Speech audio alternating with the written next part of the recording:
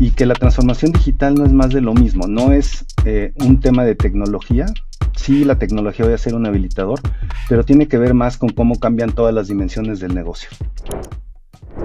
En este episodio de The Talent CEO tengo el gusto de entrevistar a Carlos Sosaya.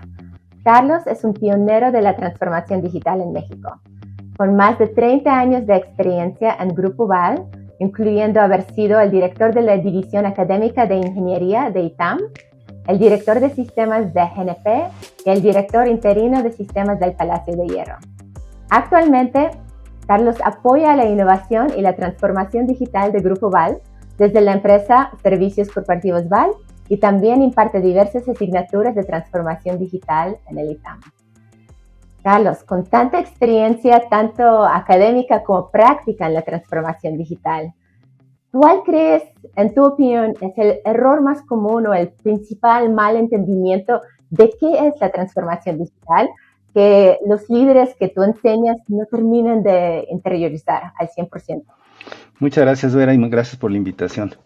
Yo creo que el principal error no es entender lo holístico que es la transformación digital y que la transformación digital no es más de lo mismo, no es un tema de tecnología. Sí, la tecnología va a ser un habilitador, pero tiene que ver más con cómo cambian todas las dimensiones del negocio. Entonces déjame hacer referencia, por ejemplo, a lo que comenta el MIT sobre el cambio que tienen que tener las organizaciones para poder competir en la era digital. Partemos por la estrategia, ¿no? La estrategia en la era digital, pues no puede hacerse como se hacía en la era industrial. ¿Por qué? Porque hay mucha volatilidad, incertidumbre, complejidad, ambigüedad. Entonces, la estrategia se tiene que volver un proceso mucho más iterativo, ¿no? En donde vamos a ir resolviendo la incertidumbre, haciendo experimentos que nos vayan validando nuestras hipótesis, ¿no? Y tenemos que hacer muchos experimentos y un ciclo rápido de ir aprendiendo para saber cuáles acciones estratégicas nos van a dar una ventaja competitiva. Los procesos también tienen que cambiar, los tenemos que hacer más modulares para poder aprovechar el talento, no solo el que está dentro de la organización, sino el que está fuera de la organización, para realizar algunas tareas de estos procesos, ¿no? Por ejemplo, podemos apoyarnos en una plataforma como Kaggle de ciencia de datos para aprovechar ese talento que está fuera de la organización para desarrollar modelos de inteligencia artificial o de analítica avanzada. La cultura de la organización se tiene que volver una cultura mucho más tomadora de riesgos, que piensa en grande, ¿no? Que no tiene miedo, donde todo mundo tiene que contribuir a crear el futuro. El talento, pues tenemos que tener también un enfoque al talento distinto, ¿no? Al rato seguramente platicaremos de esto, pero necesitamos aprovechar el talento, ¿no? Y pensar en esquemas más flexibles para poder atraer sobre todo al talento joven. Y la estructura organizacional también tiene que cambiar, o sea, esas estructuras jerárquicas, burocráticas, con la toma de decisiones centralizada, en la era digital, pues se vuelven muy inoperantes, ¿no? Lo que necesitas es que todo mundo en la organización, en particular aquellos que están cerca de las operaciones o cerca de los puntos de contacto con los clientes, puedan contribuir con ideas para hacer mejor esta experiencia o para hacer más eficientes y seguros estos procesos, ¿no? Entonces el cambio es un cambio de ADN de toda la organización, no es un cambio de la parte de tecnología. Sí, la tecnología va a jugar un papel importante de habilitador, ¿no? De nuevas ofertas de valor, pero si no cambia la estrategia, los procesos, la cultura, la gente y la estructura organizacional, no estamos hablando de una verdadera transformación digital. Pues me sorprende que en tu respuesta mencionaste la tecnología 1 o 2 veces y el resto tenía que ver con las personas, el talento, la cultura, la estrategia, el liderazgo, el chip mental en vez de pensar en proyectos a largo plazo que pues tienen que suceder de esta manera o sí porque lo planificamos de esta manera, pues es algo con mucho más agilidad y ser cómodos con el incertidumbre, ser cómodos con el fracaso. Así es. Y por el grado de cambio que tiene en toda la organización, pues este es un proceso que no puede ser ejecutado bottom-up o que no puede ser ejecutado solo con apoyo del área de tecnología. Se requiere el compromiso al más alto nivel de la organización, desde el board y el comité ejecutivo, el director general, sus reportes, en este proceso. Entonces, lo primero que necesitamos crear es una visión compartida en todo ese nivel de cómo va a competir la organización en el futuro, cómo va a crear valor, ¿no? Y eso es un ejercicio que luego nos cuesta trabajo porque no estamos muy acostumbrados a hacer, a dedicar el tiempo al alto nivel a pensar en el futuro, ¿no? O sea, Gary Hamel en uno de sus libros dice, es un cálculo y dice es como el 2%, o sea, la mayor parte del tiempo en los órganos de gobierno los dedicamos a ver estados financieros, a ver, es un poco manejar con el espejo retrovisor y las causas, ¿no? De por qué llegamos o no llegamos a los resultados. Pero es bien importante para poder tener un esfuerzo de transformación digital exitoso, el darnos el espacio de crear esta visión compartida y que también sea transformadora, entendiendo realmente que la era digital es distinto. O sea, hoy las capacidades que tenemos, eso sí, gracias a la tecnología, por ejemplo, nos permite saber dónde están nuestros clientes, estar en contacto con ellos todo el tiempo. O sea, cosas que antes no podíamos hacer en la industrial y que hoy sí podemos hacer. Ujú, ujú. Y sí, tienes toda la razón, pues de la diferencia de hacer una estrategia top-down de transformación digital versus delegarlo a un equipo. Ah, bueno, como tú eres el CIO, el CTO, pues tú encárgate de todo esto para toda la empresa y pues influir todos tus peers, que son los directores de otras áreas. Pero si yo como el CEO no lo creo, no lo audito, no lo reviso, pues entonces va a ser un fracaso. Y lo tienes que poner en la parte de arriba de la agenda. O sea, si el CEO y sus Ujú. reportes no están esto como una iniciativa importante, porque es el futuro de la organización, ¿no? Y si se entiende esa visión, entonces va a ser mucho más fácil alinear los esfuerzos de todos. Ahora, sí digo que el proceso tiene que empezar por la conciencia de la alta dirección de lo que implica la era digital y por crear esta visión transformadora y compartida. Pero ya en la ejecución, ahí sí va a ser más bottom-up. O sea, si la visión Ujú. está clara, entonces todo mundo en la organización debe de poder dar ideas, hacer experimentos y contribuir a generar nuevas ofertas de valor para los clientes, ¿no? Entonces, sí es un proceso que requiere la alta dirección para la dirección, para la gobernanza, para la asignación de recursos, para quitar obstáculos y tienes también la inteligencia colectiva de toda la gente para ir construyendo ese futuro en conjunto. Claro, así como en el día a día, como la parte operativa, pues obvio, tiene que ser el usuario final que está co-creando o modificando esto, pero si no hay soporte de arriba de decir, pues ya, vamos a cambiar, creo que es muy, muy difícil de generar esos cambios. Mira, tanto de los casos de éxito que celebramos de transformación digital, también tenemos un cementerio de fracasos de proyectos de transformación digital, donde millones de dólares estaban gastados o en tecnología que se convirtió pues en shelfware acumulando polvo o incluso aún más en consultores, etcétera, porque pues ya después de 2, 3, 4 años sales live y la organización se niega a cambiar, a adaptarse. ¿Crees que los líderes cuando están viendo sus proyectos reconocen suficientemente como este problema, la necesidad de la gestión efectiva de cambio? ¿O tú crees qué es lo que están subestimando? Yo creo que se subestima. Y a tiro por viaje nos pasa Se lo mismo. subestiman. A los directores de sistemas, a los directores de operaciones, a los de marketing, al director general, ¿no? O sea, la gestión del cambio, o sea, muchas veces en los proyectos nos gastamos mucho en la tecnología, ¿no? Y se nos olvida el factor humano y la gestión del cambio, ¿no? Que implica desde que la gente entienda el por qué estamos haciendo lo que estamos haciendo, cómo ellos van a contribuir, el entender muy bien el rol que van a jugar ahora complementados por la tecnología, por ejemplo, si usamos inteligencia artificial. Y esa parte en general se tiende a subestimar, ¿no? Y no es nuevo esto, o sea, desde los 90 que hacíamos reingeniería de procesos de negocios, ¿no? O cuando implantamos un ERP como SAP o como Oracle, eh, pues siempre los proyectos son muy complicados. ¿Por qué? Porque implica cambiar la manera como la organización hace las cosas. Y la organización tiene anticuerpos que, para oponerse al cambio, eso es natural. Entonces, este tema de la gestión del cambio es fundamental, ¿no? Es una de las competencias que tenemos que gestionar. Por eso yo muchas veces digo, bueno, en la transformación digital, digo, todos tienen que apoyar, ¿no? Pero, por ejemplo, el área de capital humano juega un papel fundamental, o sea, en esta Ujú. parte de la gestión del cambio. Es muy interesante. Pues fíjate, justo esta semana estaba hablando con un socio director de Prosi que tienen un modelo de gestión de cambio que se llama ADKAR y me compartió una estadística impresionante. Básicamente, la tasa de éxito de un proyecto de transformación digital sin ningún plan de gestión de cambio solamente es 13%. Si tienes, 13%. si tienes un buen plan de gestión de cambio bien ejecutado, tu tasa de éxito o tu probabilidad de éxito sube a 80%.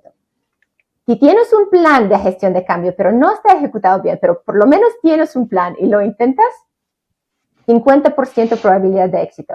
O sea, tener un plan y ejecutarlo mal te casi triplica, cuadruplica tu tasa de éxito de no hacer nada. Y para mí fue una estadística impactante. Sí, sí, sí. No, digo, en otros estudios, ese no lo conozco, ¿no? Pero también, por ejemplo, en la hélice digital, Gale y Arons hablan de que una de cada 6 iniciativas tiene éxito, ¿no? Y es otros artículos, por ejemplo, de McKinsey habla de las 5 trampas que descarrilan los esfuerzos de transformación digital. Y la primera es eso, una definición difusa, no tener la visión.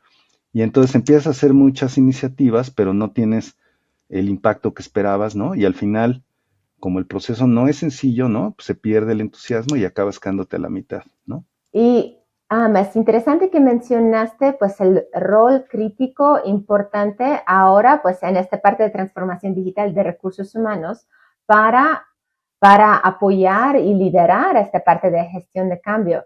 No sé, ¿nos podrías compartir alguna historia, algo muy, muy concreto pues de las asignaturas que das de una transformación digital que a lo mejor no empezó tan bien porque no hubo un plan efectivo de gestión de cambio y luego cómo se dio la vuelta involucrando a recursos humanos, involucrando pues al talento?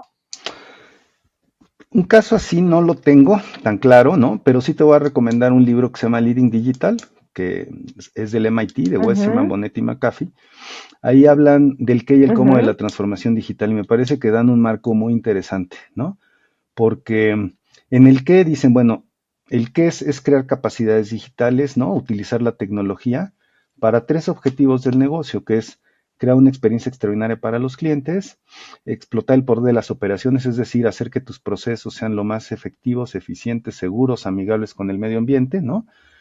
Y el tercero es innovar el modelo del negocio. Entonces, ¿para qué inviertes en tecnología? ¿Para qué te quieres transformar digitalmente? Para esos 3 objetivos del negocio. Ese sería el qué o el para qué.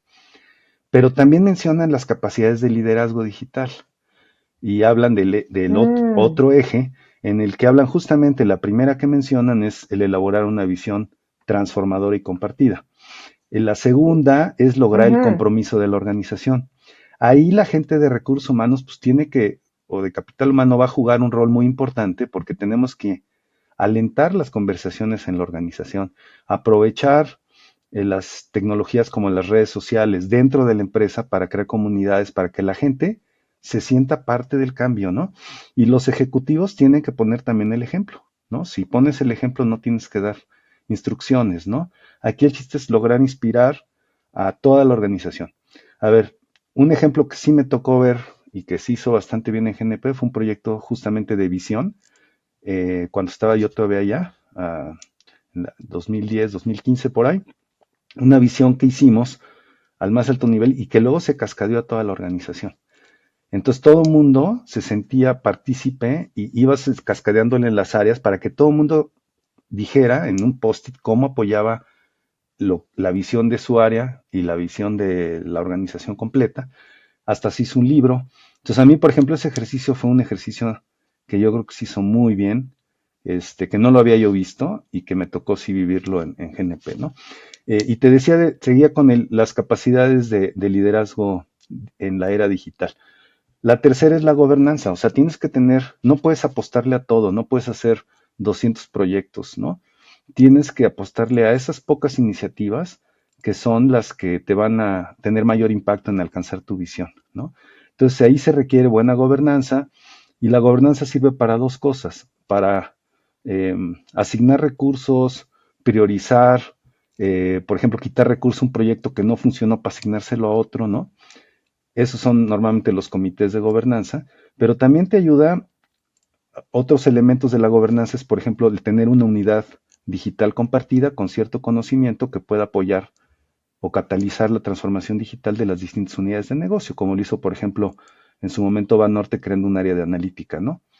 Eh, entonces, ese es el tercer elemento. Y el Ujú, cuarto elemento de liderazgo digital es lo que le llaman las capacidades de liderazgo tecnológico. Y sí, ahí entran, otra vez entra de manera importante recursos humanos porque implica desarrollar habilidades digitales en toda la gente.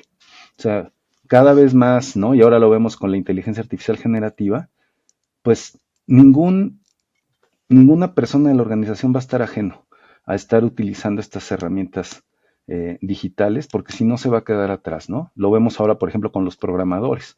Todos los programadores que están ujú. aprovechando la IA generativa. Hace poco un compañero nos enseñó unas estadísticas de una empresa, no sé si puede decir su nombre, ¿no?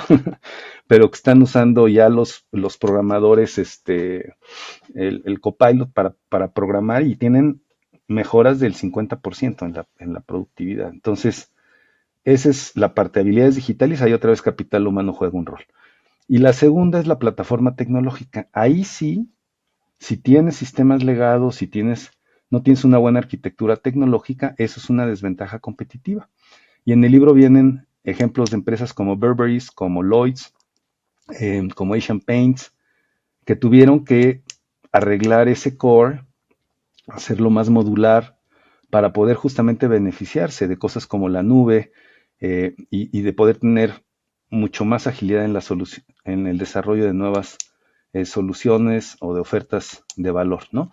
Entonces, esas son las 4 capacidades del liderazgo digital: la visión, el compromiso de la gente, la gobernanza y el liderazgo tecnológico, ¿no?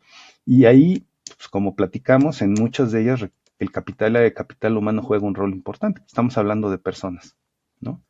Por ejemplo, un Ujú, tema que creo que es muy importante también son los incentivos. O sea, ahora que se habla de células ágiles con personal de distintas disciplinas, ¿no?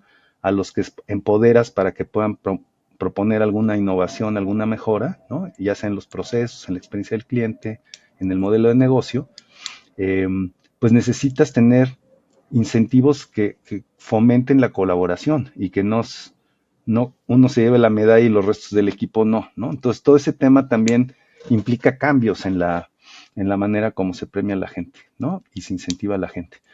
En la, hay varios estudios, ¿no? Que indican que los motivadores económicos pueden ser hasta contraproducentes, entonces tienes que pensar en otro tipo en el propósito, o sea, a mí me encanta lo que dice Ed Catmull, que es el presidente y CEO de Pixar y de Walt Disney Animation, y Ed Catmull en su libro de Creativity Inc. dice, en esta empresa nosotros partimos del supuesto de que toda la gente, toda, quiere contribuir, ¿no?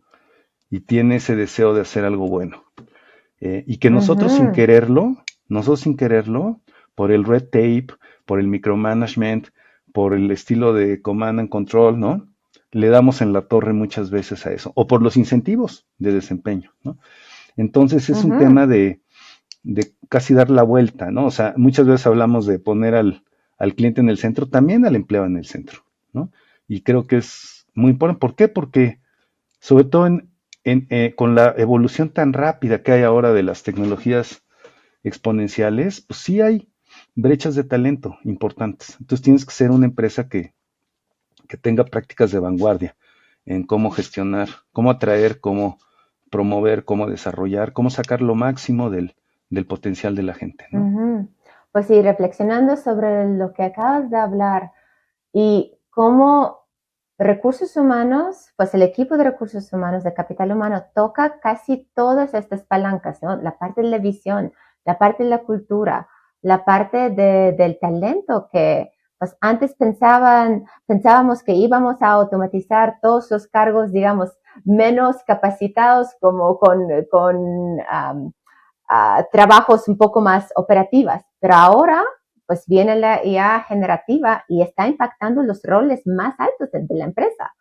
Entonces, escuchando de cómo importante es el rol de capital humano en todo esto, me quedo reflexionando, o sea, no debe de ser la primera área de transformarse digitalmente, porque si no, está hablando, intentando influir, convencer a otros equipos, ventas, TI, customer service, operaciones, etcétera, a hacer esta transformación digital, pero no lo ha vivido dentro de su propia piel en su equipo. Ajá. Es buena pregunta. A ver, yo creo que es un proceso como que se va llevando en varias pistas, ¿no? O sea, Mm, y el chiste es, al igual que con la estrategia, pues es ir probando qué te funciona mejor, ¿no? Porque cada empresa tiene su propia cultura, entonces tampoco puedes estirar la liga, ¿no? A un nivel en el que se vaya a romper, ¿no? Entonces tienes que irlo viendo. Y lo que dice es importante, o sea, el mindset, o sea, lo primero que tiene que cambiar es el mindset de qué quiere decir competir en la era digital. Si ese mindset ya cambia, entonces ya no vamos a tener el same old thinking y the same old results, ¿no? Y es lo que yo creo que es muy importante. O sea, que sí necesitamos líderes en capital humano que tengan esta visión y que sean impulsores de la transformación. Eso es fundamental, ¿no? En otra referencia, por ejemplo, hay un libro que me parece muy bueno, se llama Rewired, que salió recientemente publicado de McKinsey. Ahí habla ujú, de 6 competencias. La primera es que el roadmap de transformación esté liderado por el negocio y alineado con el negocio, que es un poco la capacidad esta de alineación en el valor que vamos a generar, la visión. ujú, Y luego habla correcto. de delivery capabilities, o sea, de 4 capacidades que se tienen que tener, ¿no? La primera es el talento, o sea, y algo bien importante es que vamos a necesitar mucha más gente que entienda de tecnología. Y vamos a tener que invertirle. Y ese diagrama tradicional de la pirámide, ¿no? Que era más de la era industrial, aquí vamos a tener que tener un nivel de gente con suficiente conocimiento tecnológico, ¿no? Que pueda ayudar a impulsar la transformación de la organización. Entonces, ese es el talento, es fundamental. Eh, Luego el modelo operativo. Sí empezamos a hacer ya células ágiles, en muchas de nuestras empresas estamos usando Scrum, ¿no? Y en muchas desde hace muchos años, pero, pero se requiere más que el modelo operativo, o sea, se requiere que efectivamente la otra capacidad que es la tecnología y la otra que son los datos, habiliten ese modo ágil de operar, ¿no?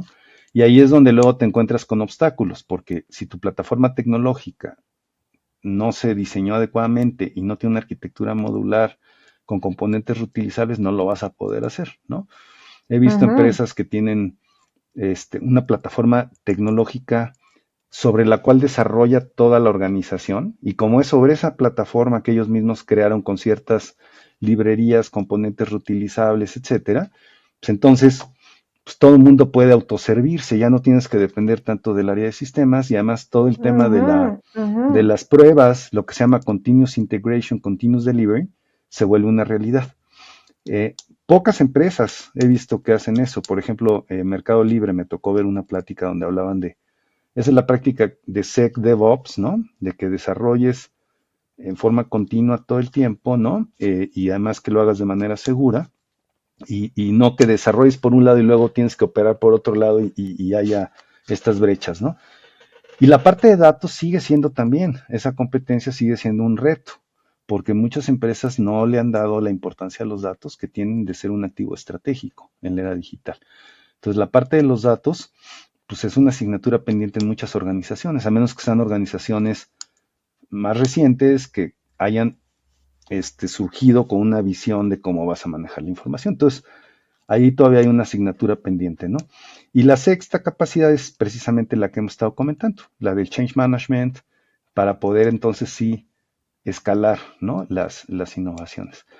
Hay un artículo interesante, por ejemplo, del Harvard Business Review, que es una revista de negocios muy conocida, ¿no? De julio del 2019, artículo de portada donde dice, pues que pocas empresas, coincide un poco con la estadística que me dabas hace un rato, ¿no? Del 15% por ahí de las empresas, Ujú, ujú, hablan de entre el 8 y el 12% de empresas que sí han podido escalar el uso de IA, ¿no?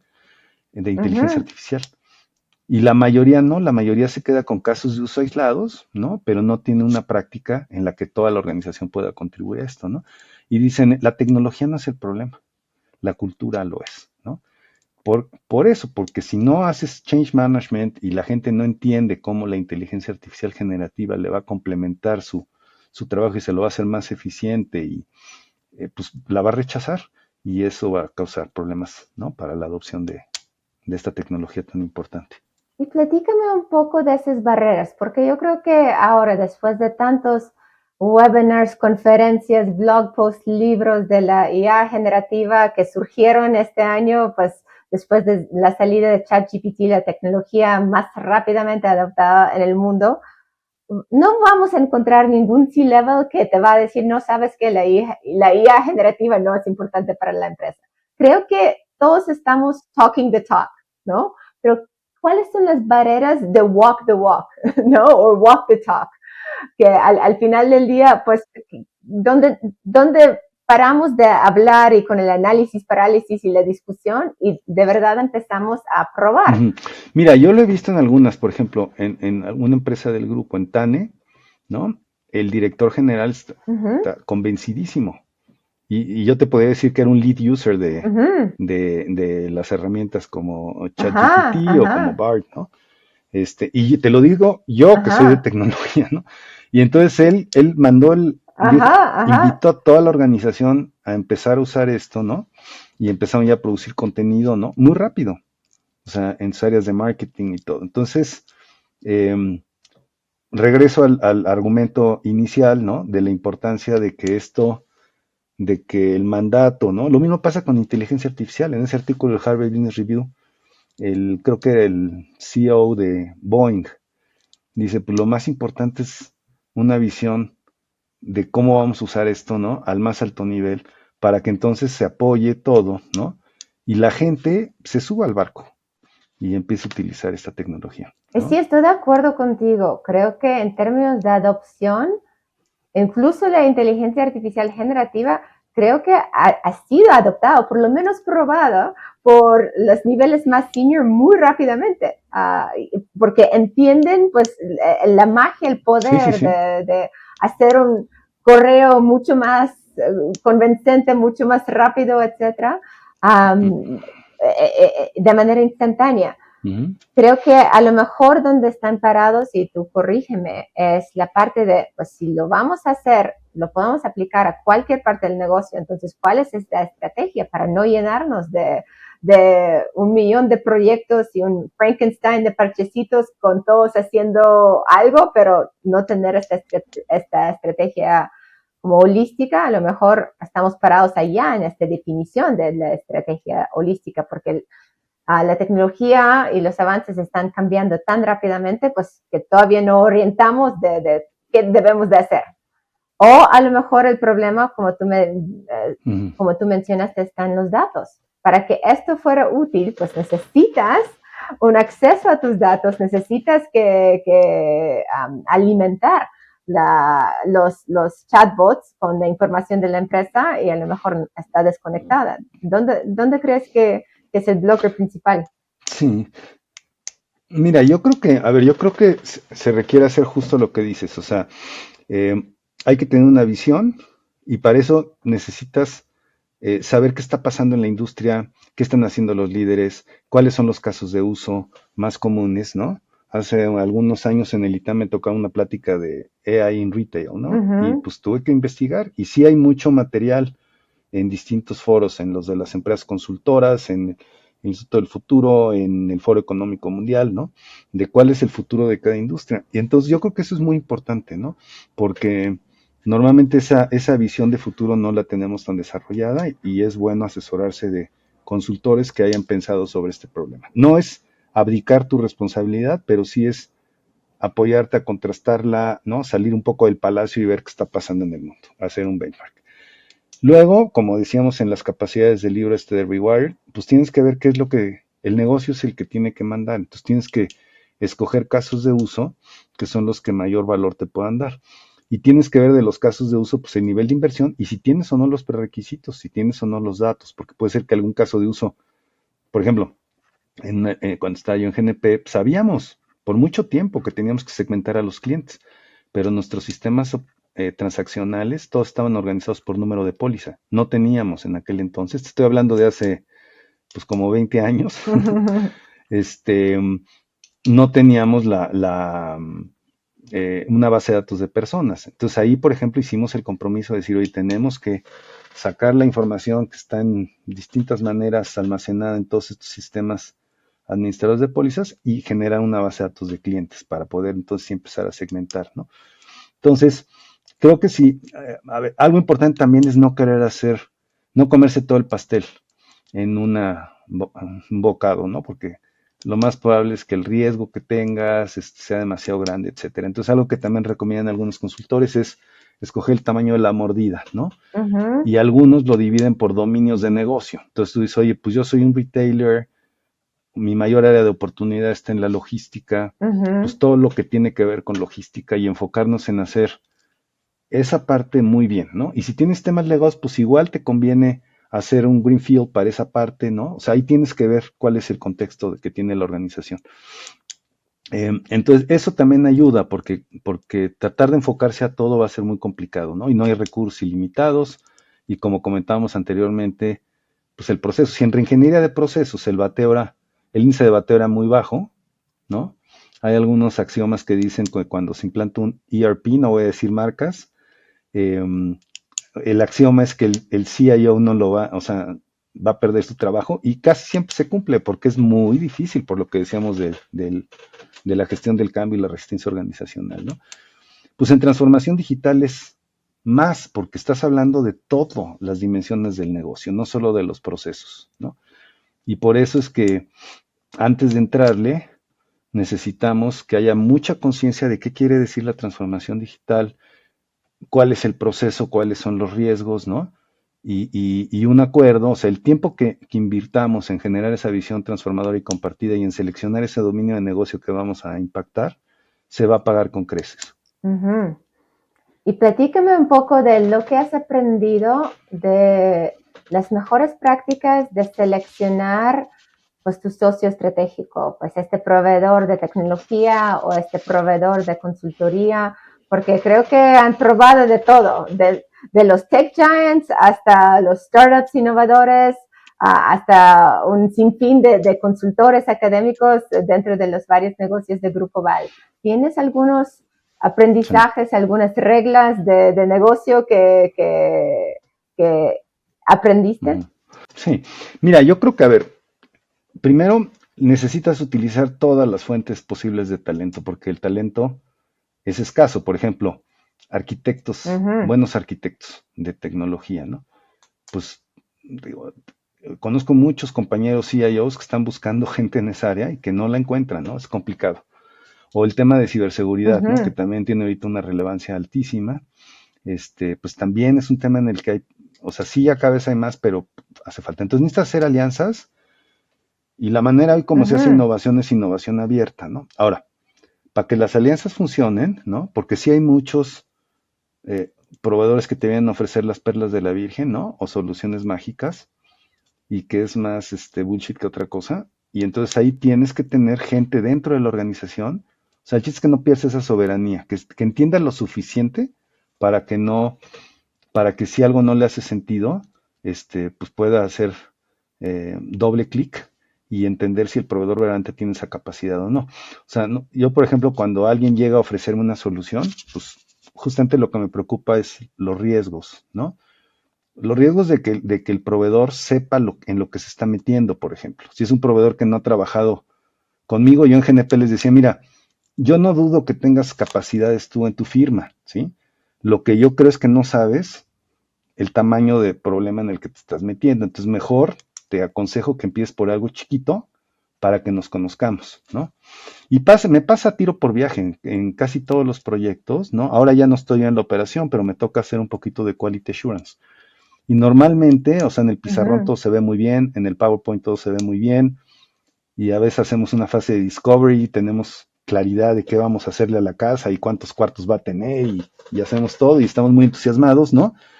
Y siempre les digo, ¿sabes qué? Que te construyan un piso de la casa o un pedazo, porque ahí es donde vamos a ver si los estimados son adecuados, si el equipo sabe trabajar bien, Ujú, y ahí es la prueba del pudín, ¿no?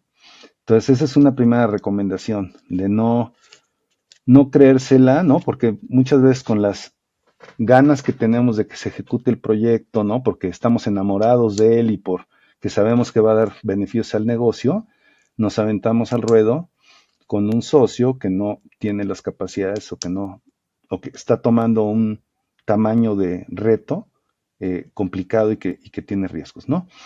Esa es una. La otra es esto de dividirlo en pedacitos, o sea, por eso a mí la parte de ágil pues me gusta. Yo el último proyecto que hice en GNP, que es un proyecto muy grande, ya estábamos usando Scrum en el 2011, 2012, ¿no? Entonces, eso a lo largo de los años ha demostrado que es una nueva manera de mucho más efectiva, ¿no? Y de llegar a la parte de SecDevOps que hablábamos antes. Entonces, esa es otra. Este, no te la creas, o sea, de que son infalibles. Y también hay que entender que las alianzas son de dos partes, ¿no? Y que tiene que ser ganar-ganar para ambas partes, para que sea una relación sana de largo plazo, ¿no? Hay, por ejemplo, inquietud en el poder que tienen algunos de estos proveedores de tecnología, ¿no?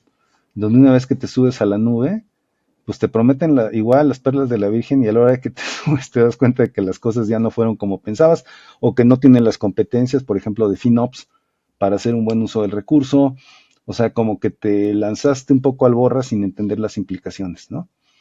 Y hace poco veía una investigación muy seria que acaba de ser publicada de cómo si te subes a la nube nada más por subirte a la nube y haces un lift and ship y no realmente haces una reingeniería de tus sistemas, no le vas a sacar el jugo. O sea, vas a sacarle un jugo chiquito de tener un poquito más de resiliencia y tener IT cost un poco más bajo, pero el verdadero valor está en lograr que el negocio se vuelva ágil. Y eso, si tus sistemas son monolíticos de hace muchos años con una arquitectura eh, no adecuada a esta filosofía, vas a tener muchos problemas y no le vas a sacar el jugo a la nube que deberías de sacarle, ¿no? Entonces, yo creo que la recomendación es, tienes que tener talento en tu organización, o sea, no puedes outsourcear tu camino al éxito, entonces tienes que invertir más en gente y tener una capacidad que al menos te permita tomar estas decisiones de manera más informada, ¿no? Siempre hay riesgo, ¿no? Y también en esto que hablábamos hace un rato de ir ejecutando la estrategia en pequeños ciclos para ir aprendiendo, ¿no? Un poco lo que menciona Eric Rice en su libro de Lean Startup y tener MVPs, pues todo eso te ayuda a ir reduciendo la incertidumbre y es una buena práctica. Y también otro takeaway que yo escucho es la importancia de interoperabilidad, la importancia de las integraciones, porque la tecnología está evolucionando tan rápidamente. Un único proveedor no puede resolver todo pues de manera interna, porque como bien dices, ni siquiera tiene el talento cautivo para poder hacerlo.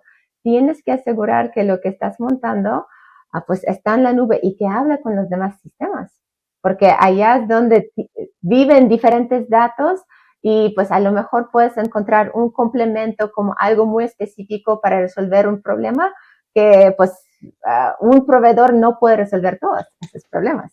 Claro, sí, y esto que comentas de decir, oye, yo quiero utilizar ese componente, entonces tengo que estar preparado para poderlo usar. Por eso el tema de arquitectura y de interoperabilidad que comentas se vuelve muy importante. Y el tema de talento, fíjate, también reflexionando de que hoy en día tenemos que buscar el talento donde sea. A lo mejor sí, es tu empleado, está en tu nómina, etcétera.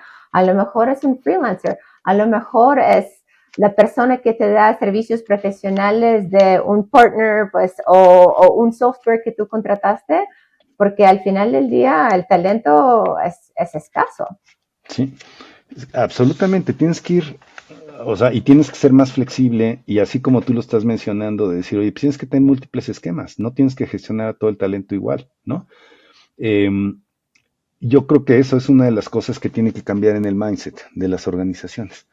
Hay muchas organizaciones que luego pierden talento, ¿no? Porque pues la gente tiene sus inquietudes, ¿no? Me tocó ver una persona que decía, oye, yo, pues es que me gusta mucho lo que estoy haciendo, me están ofreciendo crear un startup con otros amigos y pues yo le dije, oye, ojalá y le puedas seguir dando servicio, ¿no? Porque pues ya nos conoces, sabemos que eres bueno, ¿no? Y ojalá y nos puedas seguir dando servicio. Entonces yo creo que esa idea es algo que tenemos que ver. En su libro de las organizaciones exponenciales, por ejemplo, Salim Ismail y los coautores hablan de dos atributos de las organizaciones exponenciales para aprovechar el talento de allá afuera, ¿no? Y uno es el de staff on demand, o sea, las empresas lo hacemos, por ejemplo, cuando haces el cálculo del pasivo laboral y contratas a una firma especializada de actuarios que puede calcular este pasivo, ¿no?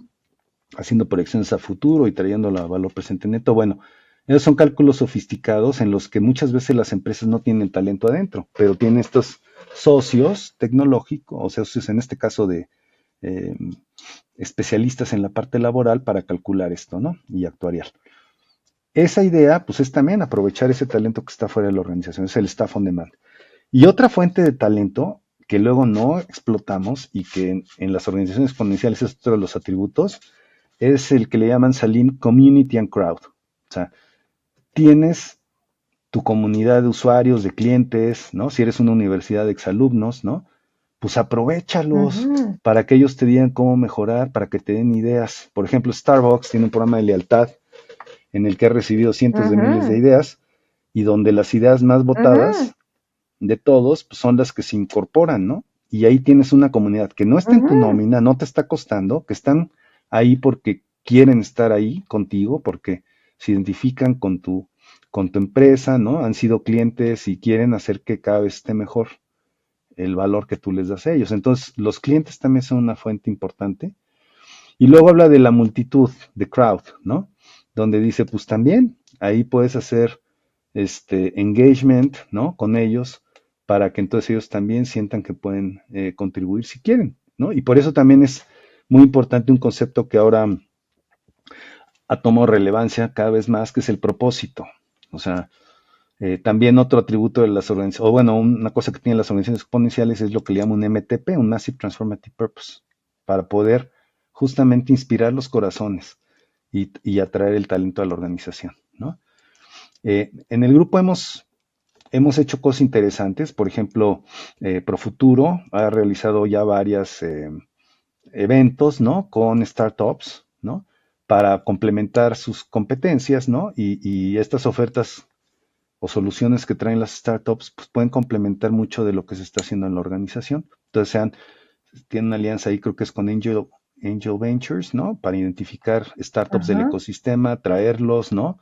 Hacen un Innovation Day, ¿no? Donde también acaban de hacer uno, por ejemplo, de inteligencia artificial, donde toda la gente en la organización, o sea, se dio pláticas y después la gente también dijo, oye, pues yo creo que en mi área podría aplicarla de esta manera, ¿no? Entonces, vienen tiempos muy divertidos, querida Vera, porque es un cambio enorme en las organizaciones y qué bueno que nos toca estar aquí para vivirlo. Ay, pues muchísimas gracias por compartir tus conocimientos, tus aprendizajes, tus tips de cómo no fracasar en los proyectos de transformación digital, cómo evitar esos errores comunes y enfocarnos, aparte de la tecnología y los datos, que son dos pilares muy importantes, pues los otros cuatro que tienen que ver con la estrategia, el talento, la cultura, el liderazgo. Y si dejamos uno de estos fallar, pues ya regresamos a la tasa de éxito de 13-15% que estábamos platicando. Así que muchas gracias por guiarnos y Sí. compartir tus aprendizajes con nosotros. No, hombre, encantadísimo. Mira, déjame comentarte algo que hacemos también, que yo creo que por la parte de talento, yo creo que te va a interesar. O sea, ¿Ok? el ITAM es parte del Grupo VAL, entonces tenemos muchas cosas que hacemos con el ITAM que nos ayudan a traer talento. Tenemos un programa desde 2016 que se llama el Desafío VAL, donde tomamos Ujú. un grupo de alumnos selectos de todas las carreras y los ponemos a desarrollar un reto durante un periodo de 3 semanas, ¿no? Esto lo coordina la Dirección de Desarrollo Ejecutivo de Extensión Universitaria y con el director general de Capital de Desarrollo Organizacional, donde está la parte de capital humano del grupo, ¿no?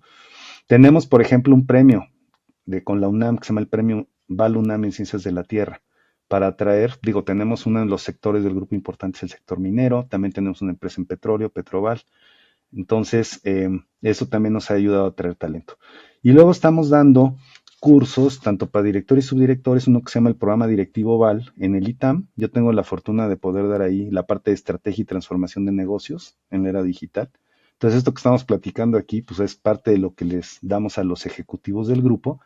Llevamos dando este programa ya muchos años y claro, vamos actualizando, ¿no? y mi material pues, se ha venido actualizando. Anteriormente yo daba dirección de tecnología de información, ahora doy la parte de transformación digital, ¿no? Y en términos de cambiar el área de capital humano, por ejemplo, Profuturo ha creado un área especializada en atraer talento digital, porque la manera como traes talento digital, pues es distinta también al traer otros perfiles, ¿no? Te tienes que meter a donde están los desarrolladores, ¿no? A GitHub, a los Ujú, repositorios y buscarlos sí. ahí, ¿no? Eh, hemos hecho estancias en empresas, por ejemplo, GNP mandó gente a Google a entender TensorFlow y todas las herramientas de Machine Learning, ¿no? Entonces los mandó varias semanas, no sé exactamente cuántas, ¿no? Entonces todo esto, pues sí, nosotros en el grupo sabemos que el talento no es fundamental y para poder competir y además es muy importante también como un stakeholder, toda nuestra gente, ¿no? Entonces tratamos de formarla y de aprovecharla y escucharla, ¿no? Al máximo posible. Ay, súper, muchas gracias por compartir todas esas iniciativas con nosotros.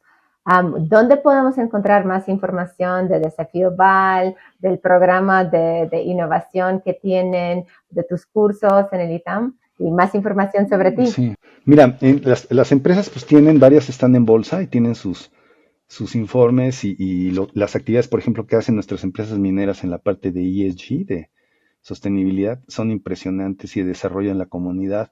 Entonces, mucha información la pueden conseguir en las páginas de las empresas de Peñoles, Fresnillo, el Palacio de Hierro, Valmex, Profuturo, GNP, ¿no? Y las demás empresas. Em, en la parte personal, yo estoy en LinkedIn, no soy muy usuario de otras plataformas, no tengo mucho tiempo, ¿no? Pero también me pueden encontrar, estoy en la página del ITAM y me pueden escribir también, ¿no? Ahí accesosai@val.com.mx. Súper, pues muchas gracias. Así te buscamos. Y si pudieras recomendar otros invitados a este podcast para hablar de sus logros en la transformación digital, ¿a quién consideras que son pues, esos líderes o los peers a quien admiras mucho en este ámbito?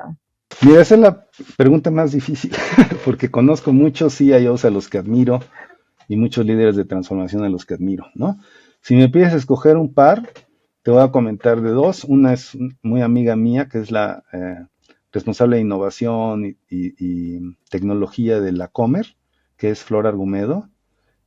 Flor ha sido reconocida como la IT Master, antes CIO, ¿no? Del año, por lo que era Information Week, que ahora es NetMedia.